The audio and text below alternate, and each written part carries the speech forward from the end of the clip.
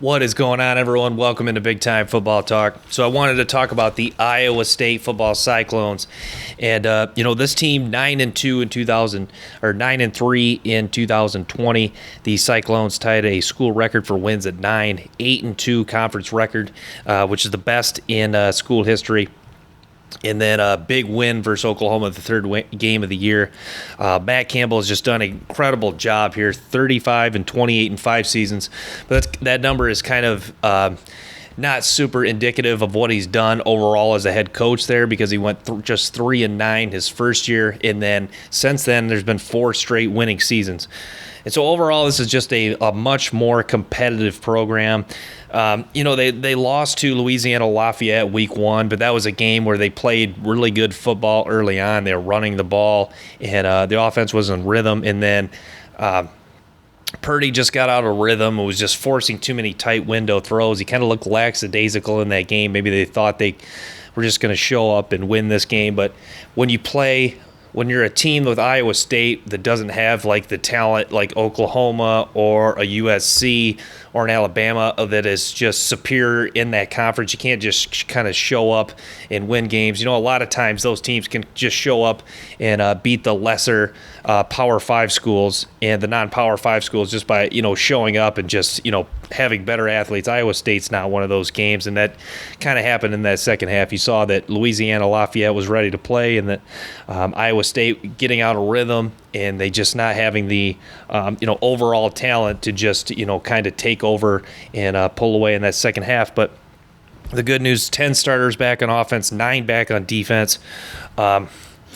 This is just a lot of experience to a defense too that returns 12 of the top 15 tacklers. This was a defense that was the number 1 run defense in the Big 12 last year, and it's good to see this program competitive again. You remember when Paul Rhodes was there, they had 2 back-to-back 6-win seasons, and this program was really competitive. They had the upset win over Oklahoma State. I think Oklahoma State was 1 or 2 in the country, and trying to get in the college football. The BCS National Championship game. That's back when we had the BCS. But yeah, he was fired, and then Campbell comes in. They go 3-9 year 1. You kind of thought this program maybe was just going to go back to being a below average to bad, non-competitive, even in the conference program. But Matt Campbell gets it in gear, and these next 4 seasons have just been really good stuff. And then last year, exceptional season where they had a chance to win a Big 12 title, came just short to Oklahoma. But like I really thought, it was them and Oklahoma did such a good job of improving as the year went on. They met in each team's third game of the year. They were both 1-1 at the time, and you saw both teams just kept getting better and better as the year went on. Both of them finishing with huge wins in their bowl game. So it'll be exciting to see if they carry that momentum into next year, because Iowa State, it's their quarterback in Brock Purdy, the running back in Breece Hall, and tight end Charlie Kolar. That's as good of 3. If you take any combination of quarterback, running back, tight end from any team, that's probably not even probably, that is the best combination of any team in the country. That is just a phenomenal quarterback, and Brock Purdy with experience, and then a great running back with NFL potential in Breece Hall, and then an NFL future tight end, and Charlie Kolar has a chance to win the Mackey Award as the best tight end in college football. He's that special. And also Chase Allen's another good tight end too, number 11 for Iowa State. So, the big thing is, can they compete for the Big 12 championship with a team that's played a lot of good football on the offensive line? And this is a team that really knows what they want to do on that offensive side of the ball.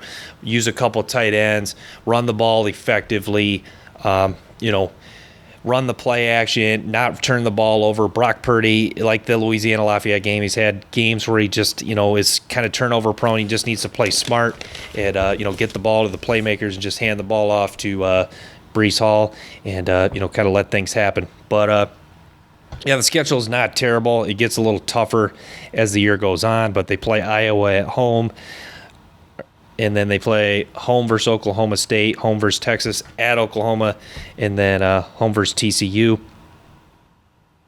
But, so the schedule is not terrible.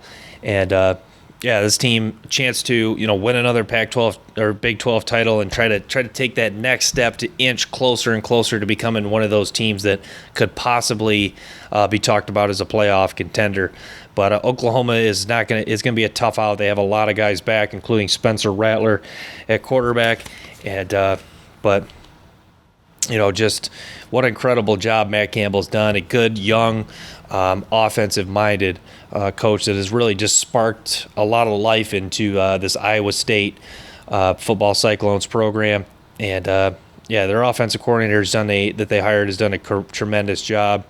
And, at Iowa State, you're never going to have the best talent in the Big 12, but he's getting the most out of what he can. So that's a recipe for, elite coach, getting the most out of your players and, improving each year as the season goes on, even if you have a tough loss early like that, and, playing your best football as of late.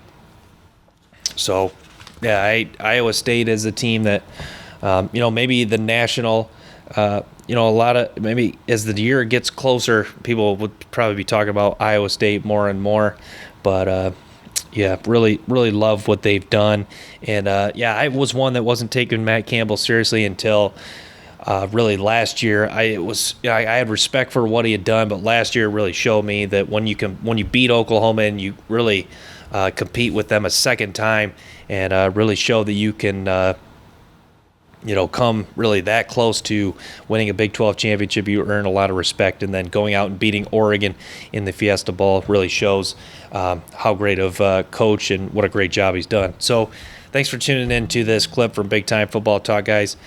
Hey, they're also running ads on my channel. I just want to say I do not promote any of these products of ads on my video. So just wanted to say that. Thanks so much, guys. Till next time. Peace.